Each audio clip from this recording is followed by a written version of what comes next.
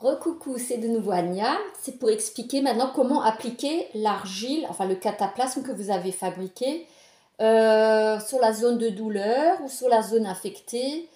Ça agit aussi sur les verrues. Voilà, c'est aussi pour dire que ça a aussi une action très efficace d'ailleurs sur les verrues.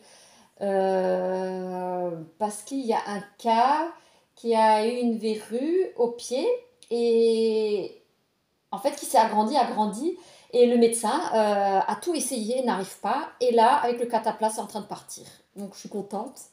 Donc ça agit aussi sur les verrues, bon voilà, c'est une découverte, mais ça agit sur toutes sortes d'infections et sur les douleurs. Voilà, alors comment faire pour admettons j'ai mal au poignet, voilà, je me suis fait une tendinite, admettons, hein, c'est pas pour du vrai mais il faut que j'explique. Voilà, alors vous prenez votre cataplasme, vous prenez une cuillère en bois ou en plastique, moi c'est en bambou. Hein, comme j'ai dit, l'inox ne se mélange pas avec l'argile, sinon il y a une modification, enfin il y a une réaction chimique, voilà. J'utilise toujours un scotch, enfin que je trouve à la pharmacie, mais je prends toujours hypoallergénique parce qu'il y a beaucoup de gens qui sont allergiques. Enfin moi je suis allergique au sparadrap. J'utilise un bandage.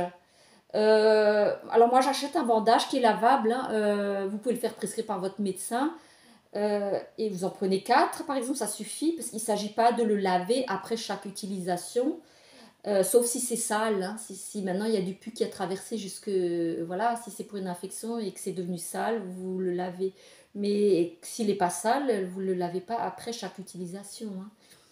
Après, vous pouvez aussi utiliser un foulard, hein, selon l'endroit où est localisée votre douleur ou votre affection. Parce qu'il y a des endroits où le foulard tient très bien aussi. Voilà. Et voilà, je vais expliquer, par exemple, le poignet. Alors, vous pouvez prendre un essuie-tout, ou une compresse, ou un mouchoir, qu'importe, hein, vous utilisez un substrat comme ça, hein. Et là-dessus, je pose environ 2 centimètres en couche de mon cataplasme. Voilà. Voilà, voilà. Et parfois, le cataplasme va agir un peu autour, à distance aussi, du lieu de la douleur ou du lieu de l'infection. Par exemple, c'est déjà arrivé, une personne avait une infection, je ne sais plus ce que c'était, mais elle a mis un endroit et il y a une autre infection qui est sortie à distance, pas loin de là où la personne a mis le cataplasme, alors qu'elle n'a pas posé à l'autre endroit. Donc non seulement ça a nettoyé cet endroit-là, mais ça a fait sortir aussi l'infection à l'endroit à distance. Alors c'est quelque chose que je ne savais pas, hein. Donc ça agit à distance aussi. Donc voilà, là j'ai mal, hein, semblant, hein. Voilà, je mets mon cataplasme là. Bon, je pose bien sur la table. Voilà. Bon, alors, c'est bien d'avoir une aide, hein, c'est mieux quand quelqu'un peut vous aider à faire le bandage, hein, parce que là, je vais le faire seul. Voilà. Il y a des endroits où on peut faire seul sans problème, hein. Voilà, je fais mon bandage. J'aurais dû préparer le scotch là pour faire tenir. Voilà. Voilà. Voilà, là, je fais mon bandage. Parce que, voilà, soi-disant, j'ai inventé une douleur au niveau du poignet, une tendinite ou je ne sais quel genre de problème, arthrose ou je ne sais pas quoi. Voilà, et voilà. Là, je ne le colle même pas directement sur la peau, alors c'est top, parce que moi qui n'aime pas les scotch sur la peau. Voilà, et je laisse agir, ça dépend de vous. Voilà, ça peut être, si au bout d'une heure vous ne le supportez plus, bah vous l'enlevez, mais si vous pouvez garder 2 heures, 3 heures, c'est bien. Il y en a qui gardent même une nuit. S'il ne bouge pas trop dans le lit, parce que des fois ça peut s'enlever. Mais voilà, moi je trouve c'est. Voilà. Et après, c'est normal que quand vous enlevez, vous allez rincer avec de l'eau uniquement. S'il reste un petit peu de ce cataplasme accroché, enfin de cette argile accrochée, ne frottez pas, vous le laissez agir, c'est qu'il doit agir, surtout dans les cas des plaies. Voilà, surtout quand il y a des plaies, alors laissez agir, hein, parce que là, ça veut dire qu'il y a qui travaille, l'argile travaille. Voilà.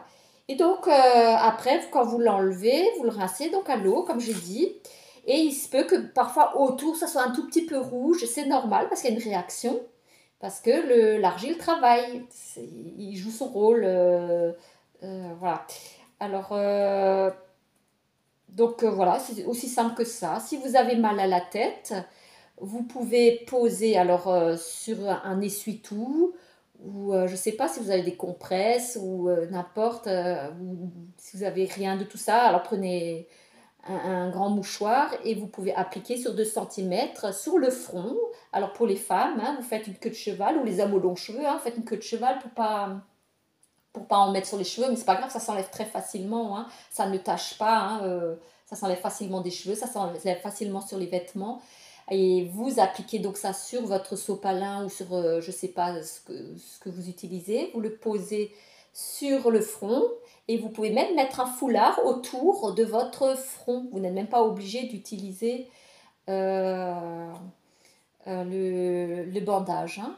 Il y a des endroits où vous n'êtes pas obligé d'utiliser les bandages, hein. Il y a des endroits où c'est facile d'utiliser un foulard autour, hein. Il n'y a pas besoin. Mais il y a des endroits où c'est un peu plus délicat. Si vous voulez, si vous avez un problème de tendinite à l'épaule, c'est vrai que le bandage est plus facile. C'est plus difficile avec un foulard. Voilà. Alors, ce qu'il faut savoir, c'est que quand on applique alors, c'est ce qui est dit, hein, c'est quand on applique l'argile sur le corps. Quand c'est sur le tronc, ça veut dire la tête et le corps, juste.